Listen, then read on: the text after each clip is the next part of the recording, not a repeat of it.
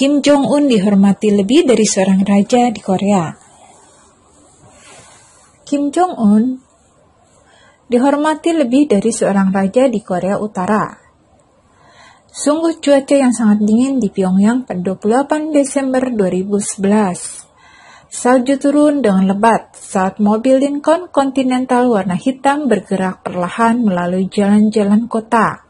Di atapnya diletakkan peti jenazah berhiasan karangan bunga krisantium putih. Di dalamnya terdapat jasad pemimpin tertinggi Korea Utara, Kim Jong-il. Kerumunan orang berpakaian gelap berdiri di sepanjang jalan. Para tentara tampak harus menenangkan orang-orang yang menangis histeris sembari memukul dada dan berteriak, "Bapak, Bapak." Di samping mobil berjalan anak laki-laki dan penerus diktator yang meninggal, yaitu Kim Jong-un. Umurnya baru 27 tahun. Dia terlihat terbawa suasana. Beberapa kali dia menangis saat upacara pemakaman berlangsung. Tepat di belakangnya berjalan beberapa laki-laki tua yang dikenal sebagai para petinggi pemerintah, para pemegang kekuasaan di Pyongyang, setidaknya itulah anggapan orang-orang. Di tahun 1950-an, kakek Kim Jong-un, yaitu Kim Il-sung, memulai keunikan di dunia komunis, kepemimpinan berdasarkan garis keturunan laki-laki di Korea Utara. Selama hampir 20 tahun, Kim mempersiapkan anak laki-laki tertuanya, Kim Jong-il, untuk menjadi penggantinya. Kemana dia pergi, putra mahkotanya ada di sampingnya. Pada tahun 1994, ketika tokoh itu meninggal dunia, Kim Jong-il langsung berkuasa. Tetapi ketika dia tiba-tiba meninggal tahun 2011, tak ada yang siap menggantikannya karena proses magang untuk menjadi pemimpin tertinggi Korea Utara bahkan belum dimulai. Bisa dipahami, banyak pengamat memperkirakan dinasti ini akan segera runtuh. Ternyata analisis yang terbukti keliru. Beberapa bulan setelah pemakaman Kim Jong-il, Kepala Staf Umum Lee Yong-ho dan Menteri Pertahanan Kim Yong-chun dipecat. Sampai sekarang tidak ada seorang pun yang tahu di mana Ri. Lalu pada Desember 2013, Kim Jong-un mengambil langkah dramatis. Pamannya sendiri, Jang Song-taek, diciduk dari rapat partai atas tuduhan makar dan kemudian dieksekusi. Sejumlah laporan yang belum bisa dikukuhkan, bahkan menyebutkan senjata anti pesawat tempur digunakan untuk membunuh Jang Song-taek. Dari tahun 2012 sampai 2016, Kim melakukan aksi pembersihan besar-besaran di Korea Utara yang terbesar sejak zaman kakeknya.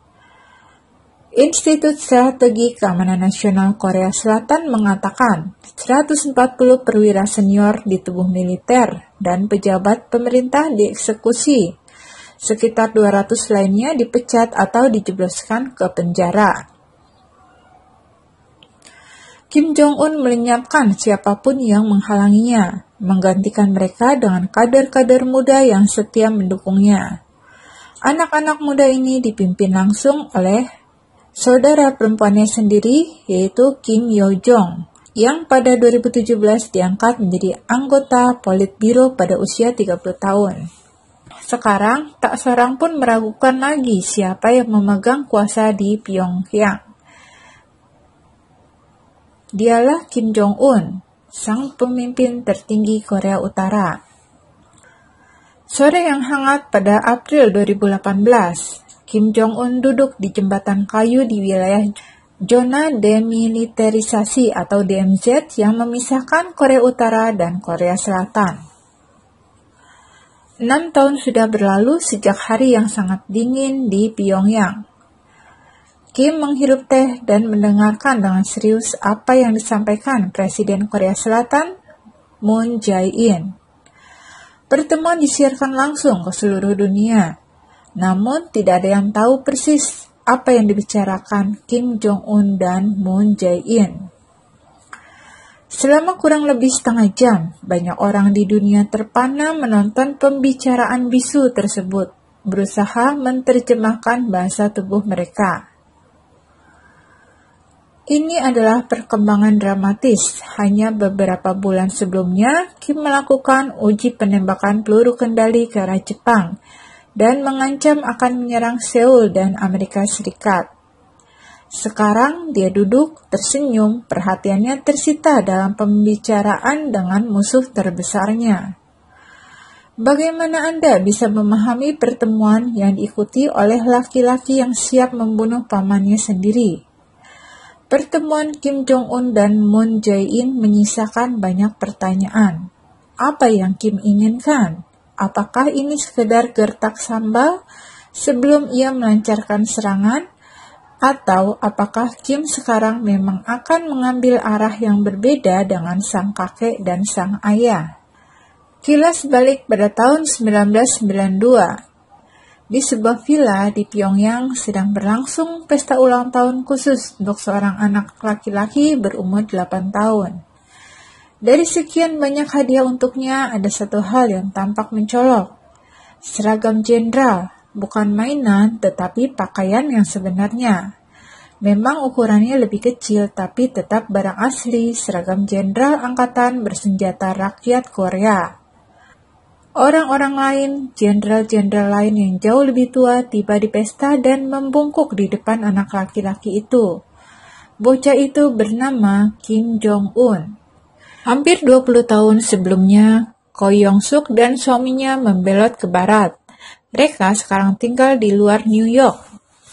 Dalam wawancara, Ko mengatakan pesta ulang tahun tersebut membuatnya yakin Kim Jong-un telah dipilih menjadi pengganti ayahnya Kim Jong-il.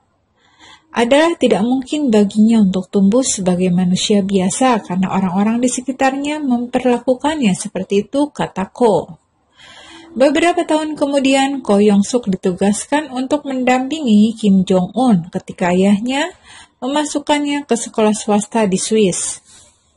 Ketika Choi Min-jun berumur 14 tahun, dia terpilih untuk bergabung ke unit paling elit di tubuh militer Korea Utara sebagai komando pengawal tertinggi.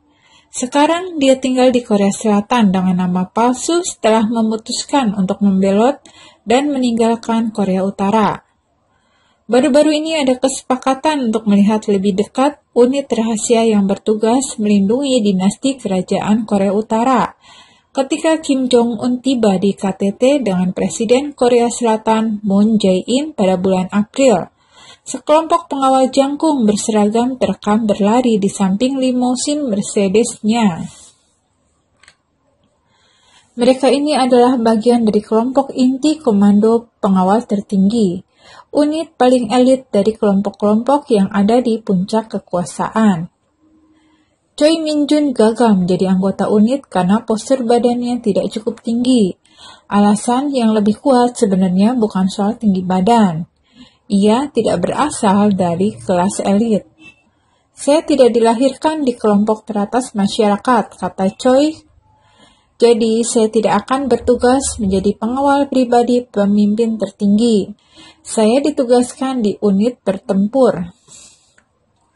Meskipun menyatakan diri sebagai negara sosialis, Korea Utara memiliki sistem kasta yang rumit dan kaku, yang mengelompokkan setiap orang berdasarkan keturunannya. Ini biasa disebut Songbun. Situs NK News mengartikan Songbun sebagai membagi penduduk ke dalam beberapa kelompok, berdasarkan tindakan dan status keluarga ayah saat zaman penjajahan Jepang dan Perang Korea. Songbun menentukan apakah seseorang diizinkan tinggal di ibu kota, pekerjaan yang diberikan, dan jenis pendidikan yang dapat diterima. Yang lebih penting lagi, status Songbun tidak bisa diubah. Jika kakek Anda berperang melawan Jepang saat pendudukan Korea, maka Anda dipandang setia. Jika Anda bekerja untuk penjajah Jepang, Anda adalah seorang musuh dan status Anda akan berlaku selamanya.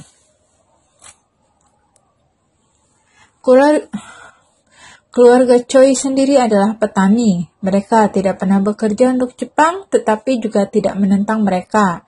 Dan karena itulah Choi ditempatkan di unit petempur. Dengan status ini, ia masih dianggap setia. Di Korea Utara, Anda dicuci otak. Di Korea Utara, Anda dicuci otak sejak kecil, katanya. Saya diajarkan bahwa keluarga Kim adalah dewa dan saya meyakininya. Ketika Kim Il-sung menyampaikan pidato tahun barunya dan mengatakan tahun ini kita harus menambang lebih banyak batu bara, saya mengatakan saya akan ke pertambangan.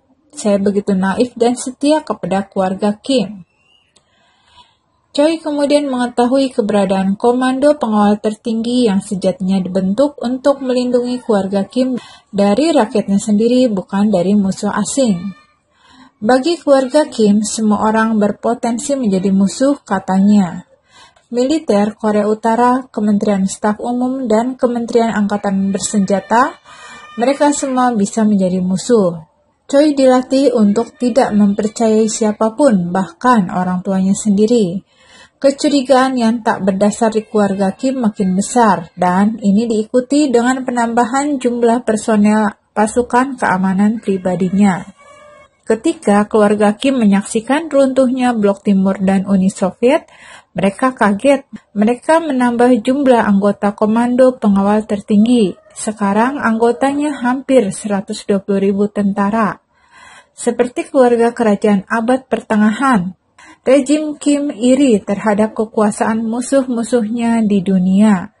Dan seperti banyak keluarga kerajaan lain, mereka kadang-kadang membunuh untuk melindungi posisi mereka.